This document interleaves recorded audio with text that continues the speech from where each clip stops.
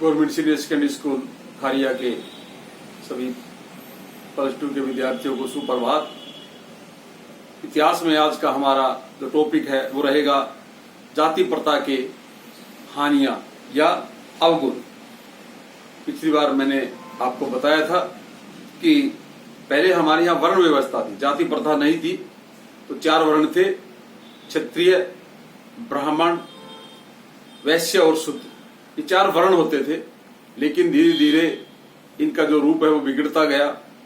अनेक जातियां में हम विभक्त हो गए।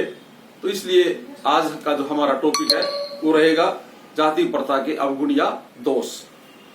तो सबसे पहले जाति प्रथा का जो नुकसान है वो ये है कि राष्ट्रीयता की भावना को धक्का।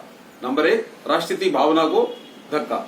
जाति प्रथा के कारण लोग अपनी जाति के बारे में अधिक सोचना शुरू कर दिया है। इस प्रकार देश में जातीय की भावना बढ़ने लगी और राष्ट्रीयता एकता का अभाव होने लगा। हर आदमी अपनी जाति से बनने लगा है। कोई अच्छा काम करता है तो जाति के लोग उसको सम्मानित करते हैं। तो हमारा जो सोच का दायरा है वो सीमित होता जा रहा है। एक जाति के अंदर ही बंधकर हम रह रहे हैं। हम पूरे देश का, पूरे प्रदेश का नहीं सोचते, ये सोचते हैं कि ये मेरी जाति का है। तो इससे देश को बड़ा नुकसान हो रहा है। इस जाति प्रथा का सबसे बड़ा कारण ये है कि लोग अपनी जाति से बाहर नहीं आ रहे। अपने जो सोच है, उसकी जो व्यक्तिगत सोच है वो जाति के ही इर्द गिर्द घूमती है। देश के बारे में नहीं सोचते कि ये मेरा भारत का निवासी है तो मेरा भाई है। नंबर 2 है व्यक्तिगत विकास में बाधा। जो डेवलपमेंट है व्यक्तिगत, उसके अंदर भी बाधा है। जाति प्रथा के कारण लोग अपना पैतृक धंधा ही अपनाना पड़ता है। जैसे इसका तात्पर्य ये है, पैतृक धंधा जो हमारे दादा परदादा पिताजी करते हैं वही काम हमें करना पड़ता है। चाहे वो व्यापार कर रहे हो, चाहे वो खेती कर रहे हो, चाहे वो अन्य कार्य कर रहे हो, तो उसके कारण हमें अपना पैतृक व्यवसाय ही अपनाना या कार्य अपनाना पड़ता था। परिणाम स्वरूप उन व्यक्तियों को व्यक्तिगत विकास रुक गया। अपने पैतृक धंधों के बजाय किसी अन्य धंधे में रुचि होती थी।